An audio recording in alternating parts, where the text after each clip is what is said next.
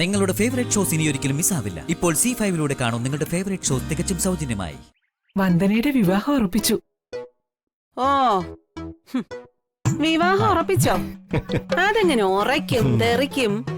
ഇതെങ്ങനെ പുതുമയുള്ള കാര്യമൊന്നും അല്ലല്ലോ. വന്ദന ജോലി ചെയ്യുന്ന കമ്പനിയുടെ മുതലാളിയാ പയ്യൻ. പേര് രാജീവ് മേനോൻ. അയ്യോ, ഹലോ, നീ കേക്കുന്നില്ലേ മോളെ? ആമേ, കേക്കുന്നുണ്ടമ്മേ. വന്ദനയ്ക്ക് കോടീശ്വരനായ മരുമകനെ തന്നെ തപ്പിയെടുക്കാൻ നിങ്ങൾക്ക് കഴിഞ്ഞു.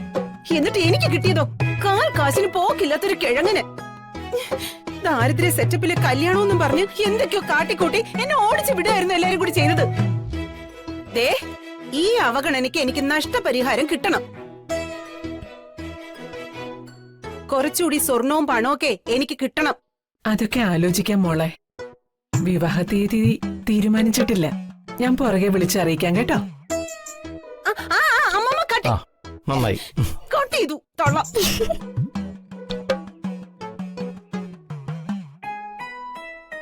കോടീശ്വരം വന്ന് കേറിയിട്ടില്ല. അതിനു മുമ്പ് തുടങ്ങി തള്ളക്ക് ഡമ്പും അഹങ്കാരവും. കാണിച്ചു കൊടുക്കുന്നുണ്ട് ഞാൻ. വസന്തേ, നിന്റെ സ്വന്തം അനിയത്തിക്ക് വരാൻ പോകുന്ന സൗഭാഗ്യത്തിലെ അസൂയപ്പെടുക അല്ല വേണ്ടത്, സന്തോഷിക്കുക വേണ്ടത്. ഒരു അവിഞ്ഞ ഉപദേശം. എനിക്ക് അവകാശപ്പെട്ട സ്വത്തിന് വില പേശണമെങ്കിലേ ഞാൻ പേശിയിരിക്കും. അത് പിടിച്ചു വാങ്ങിയിരിക്കും ഞാൻ. അത്യാഗ്രഹ ആപത്ത്. എന്താ? എനിക്ക് പഠിക്കാനുള്ള പാഠം അമ്മേ. എന്നാലേ നീയൊക്കെ പഠിക്കേണ്ട പുതിയ പാഠം കേട്ടോ. ഇപ്പൊ പതുങ്ങി നടക്കുന്ന നീയൊക്കെ കയ്യും കാലും വെച്ചു പൊങ്ങി കെട്ടുപ്രായത്തിനെത്താനേ കണ്ണു ചിമ്മുന്ന സമയം മതി. കെട്ടിച്ചു വിടണമെങ്കിലേ ദമ്പടി വേണം, മനസ്സിലായോ?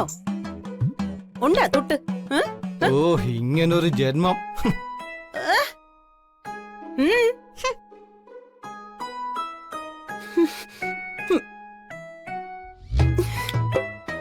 നീ മറ്റേ നോട്ട്സ് എഴുതിയില്ലല്ലേ?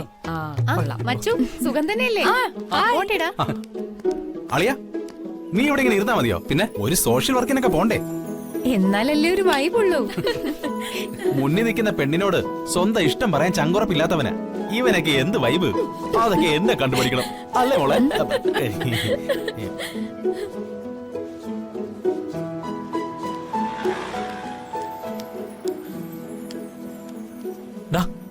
വർഷം വരുന്നു.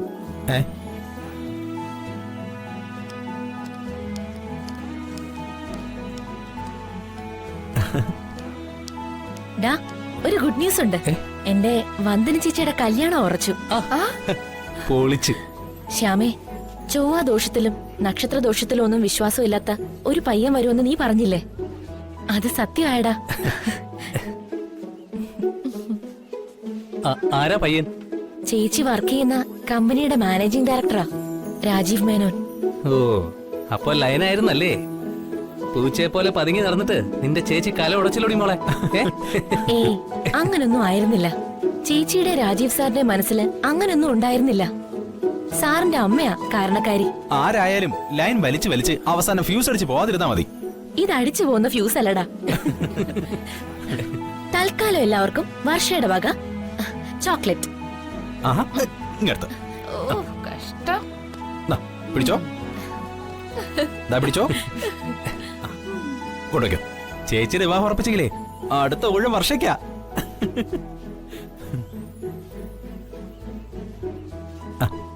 ഒന്ന് മറിക്കോളെ. അതെ, നീ ഇഷ്ടപ്പെടുന്ന പെണ്ണ് വർഷയാണ് നമ്മളോട് തുറന്നു പറയേണ്ട സമയമായി എന്നർത്ഥം.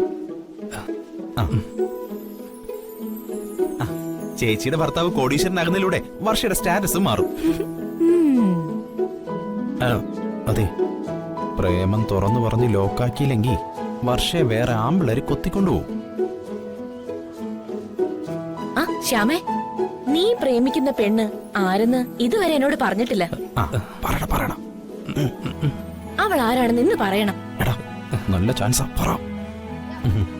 അതിപ്പോ വർഷയുടെ ചേച്ചിയുടെ കല്യാണ തിരക്കല്ലേ? തിരക്ക് കഴിഞ്ഞിട്ട് പറയണം, അല്ലെങ്കിൽ അറിയാലോ എന്റെ സ്വഭാവം. വാടി. ഗഡ്സ് ഇല്ലാത്തവൻ ഇവന്റെ കൂടെ നടക്കുന്ന എന്നെ പറഞ്ഞാ മതിയല്ലോ. ഉള്ള മൂടും കളഞ്ഞു. വാ മോളെ, വാ. നമുക്ക് Bye. അങ്ങോട്ട് വെച്ചില്ല എവിടെ ഇങ്ങനെ ഇരിക്കത്തേ ഉള്ളൂ വാ. പെണ്ണ് കാണാൻ വന്നപ്പോഴുള്ള കുറെ തരം താഴം പരിചയപ്പെടുത്തലുകളും അഴകുഴമ്പൻ വാഗ്ദാനങ്ങളും ഒതുങ്ങിക്കൂടലുകളും ഞങ്ങൾക്ക് തീരെ പിടിച്ചിട്ടില്ല. അളിയനൊരു ശുദ്ധഗതിക്കാരനാ. സാധുക്കളുടെ കണ്ണിന് കണ്ട അലിഞ്ഞു പോവും. ഏത് ചീപ്പ് അഡ്ജസ്റ്റ്മെന്റിനും വഴങ്ങും. പക്ഷേ അദ്ദേഹത്തിന്റെ അളിയനും സഹോദരിയുമായ ഞങ്ങൾക്ക് അതൊന്നും അംഗീകരിക്കാൻ കഴിയില്ല. അളിയന്റെ സ്റ്റാറ്റസ് അനുസരിച്ച് ആർഭാടമായ വിവാഹം തന്നെ നടത്തണം. പറയൂ, നിങ്ങൾ എങ്ങനെയാണ് വിവാഹ ഏർപ്പാടുകൾ ചെയ്തിരിക്കുന്നത്? മുറ്റത്ത് ഒരു പന്തല്, 400 പേർക്ക് ഭക്ഷണം, പിന്നെ ചടങ്ങുകളെല്ലാം ലഘുവായിട്ട് നടത്താനാണ് ഞങ്ങൾ ഉദ്ദേശിക്കുന്നത്. അതൊക്കെ വേറെ ആരോടെങ്കിലും പറഞ്ഞാ മതി.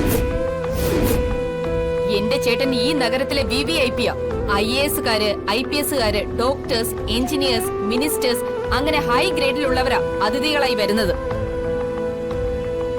പരട്ട പന്തലിൽ വെച്ചുള്ള തെണ്ടി സെറ്റപ്പ് ഒന്നും നടക്കില്ല.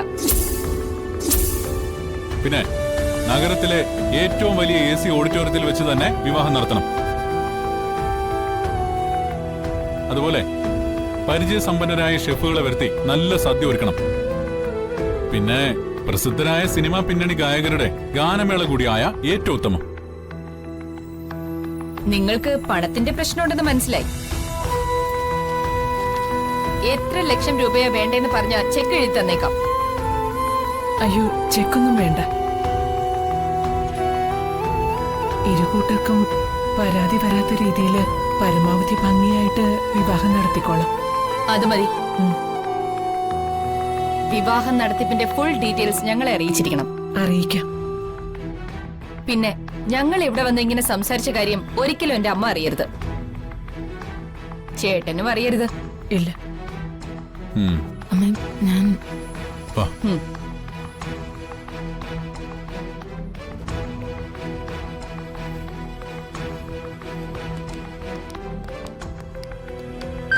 എന്ത് മെസ്സേജാ വന്നേ?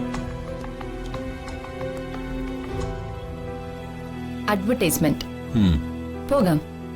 ആ, നീ എന്ത് ധൈര്യത്തിലാ രാഗി അവർക്ക് ചെക്ക് കൊടുക്കാൻ ഭാവിച്ചത്? തികച്ചും മനഃശാസ്ത്രപരം. പട്ടിണി പാവങ്ങളാണെങ്കിലും അവളുമാര് കടുത്ത ദുരഭിമാനികളാ.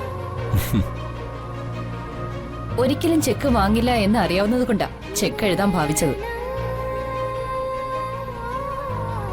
അതുമാത്രമല്ല, കണ്ടമാനം പണത്തിനുടമയാണെന്നുള്ള നിന്റെ പൊങ്ങച്ചവും വർക്കൗട്ടായി അല്ലേ? എന്തായാലും നമ്മുടെ ഭീഷണി ശരിക്കും ഏറ്റു. നമ്മൾ പറഞ്ഞ രീതിയില് വിവാഹം നടത്താനുള്ള പണമൊന്നും അവരുടെ പക്കലില്ല. ഈ വിവാഹത്തിൽ നിന്ന് അവര് പിന്മാറിക്കോളും. അഥവാ വിവാഹം നടത്താൻ അവർക്ക് പണമുണ്ടെങ്കിൽ തന്നെ ഈ വിവാഹം നടത്താൻ രാഹി അനുവദിക്കില്ല. മുടക്കിയിരിക്കും.